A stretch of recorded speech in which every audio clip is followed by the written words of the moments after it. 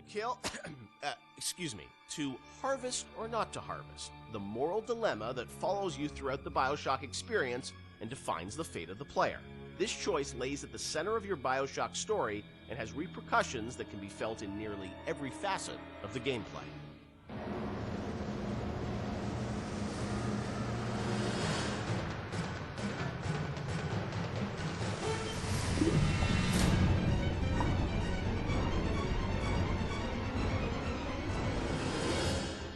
Part of Bioshock's lasting legacy, of course, are the Little Sisters and this moral choice that presented itself to the player. Everyone became a water cooler conversation about, like, well, did you save them? Did you harvest them? That concept, Ken, was that something that came about early in development, or that binary choice? When did that come into the game? I don't remember when. I mean, we had the concept of them being protected, but I can't remember when you actually certainly chose. wasn't. When there were slugs, it was not meaningful. I think there was. Do you salt it? Do you not salt it? There were resources that you could get, but there was no choice there, right? The choice was, do I want to fight the Big Daddy or not? Yeah.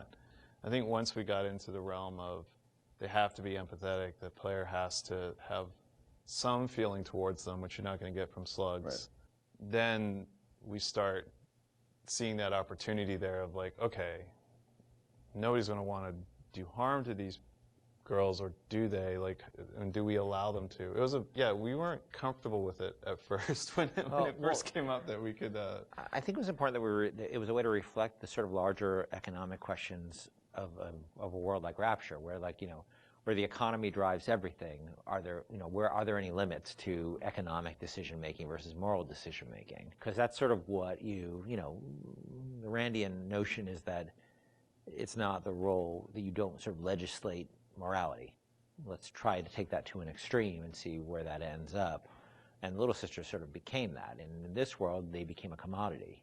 And the question we have for the players, are you willing, they're a commodity to you as well, potentially. Do you want to participate in the commodification?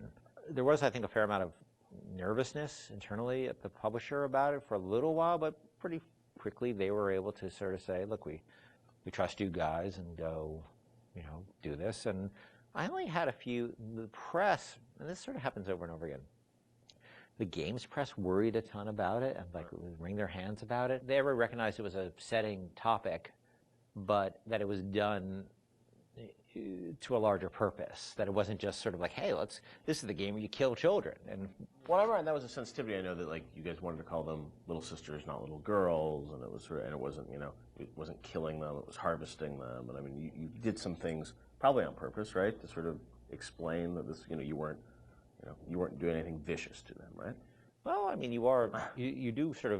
they do sort of disappear out of you, and a big slug out of their belly, comes up. That we didn't want that to be graphic. We wanted to be very clear that you were killing gruesome. them. Yeah. But it was not intended to be a prurient in terms of, hey, this is a simulation of pulling a sea slug out of a little girl's belly. But we wanted you to understand that you were making a very diabolical moral economic pact there. And we think that came across, and I think it came across well enough. And I think the test of how well it came across is, I think most people didn't really thought of it as am I willing to do this thing or not? Right. And people would tell us stories how, like, their girlfriend saw them harvesting, and then they literally slept on the couch that night. Right. And that's an interesting. That was interesting how people connected to a 3D mesh that's really no different than any other 3D mesh in the world. Like, this little sister, she's not a person.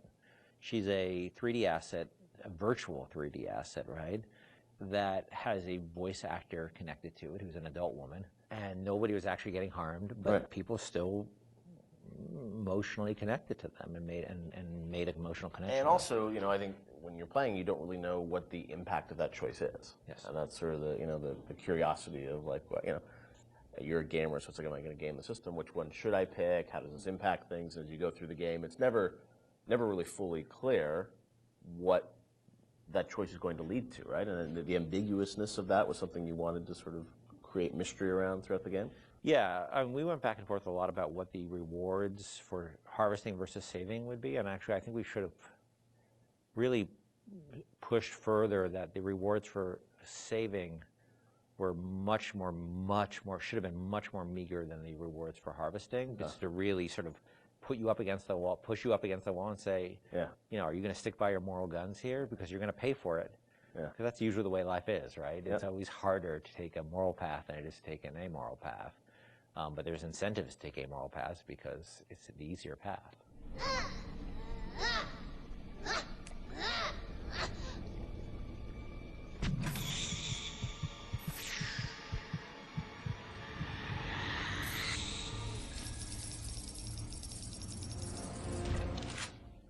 As you play through the game, eventually you get to the ending, and as we know now, there were sort of two endings that were affected by that choice. And that was something at the time, I know you said publicly that you weren't in favor of sort of having two endings. Was that in part because, the game is about not having choice, or did you think that, the two endings were, I don't know, like, I'm interested for narratively, like, why you didn't want to go that path? It seemed forced, given that the game really sort of almost made a joke, I mean, a meta commentary joke about the lack of agency in games, the lack of meaning of those choices, given that you have these two endings. I guess you could make an argument that, well, you were free, you were given choice of the, once Ryan's dead, and that's really what it's about. But I think we also didn't really have enough time to execute on those super well. I was pretty happy with how the happier one came out, with the sort of little sister focus, but it's a much more subtle story than I would have time to tell about your slow descent into, moral chaos and dissolute living and all the things that sort of come along with a life that is sort of separate from a moral structure. It's a long story. And so, I mean, you were just switching a cutscene. It wasn't like you were doing sort of a whole other level that was different or something. So the choice was... There's two cutscenes with very tight time and economic Or constraints. just start a nuclear war. Yes.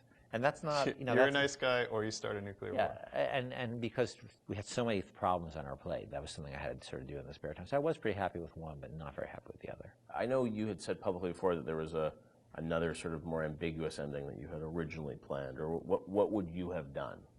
There was a notion of an ambiguous ending, which if I just wrote one, I would have found a way that would just talk about the moral ambiguity of the world rather than the sort of, positive or negative, because it is such a, look, I think we really tried with Bioshock not to sort of make a game about good and evil.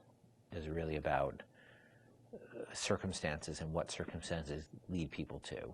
And how they delude themselves with ideology to do things that they would think are evil, but it's okay because it's for the good cause. And that's what I probably would have. If I just had one to write, I'd probably focus more on that. How difficult it is to sort of align when you start being driven by ideology rather than being in the moment and thinking about the impact of what you're doing. Sean, you talked to gamers, I'm sure, over the years. Did you ever get a sense of how many people harvested versus saved, and was there any sort of data? I mean, this is before the days where you get telemetry and data on like what people picked and whatnot. Yeah, I mean, anecdotally, it seems like more people saving Little Sisters. Although, I have a few friends that I just harvested every single one. I wanted to see what happened. So I don't know if that was more, the game developer and them trying to see, what would happen, but certainly for the most part, I think most people. Which I guess is a good thing. It means that maybe people are good at heart. They kind of feel bad. They want they want to save the Little Sisters. So, yeah, I'll say it. The needle sways towards the green there. Time for bed, bye, Mr. B. Hurry, hurry,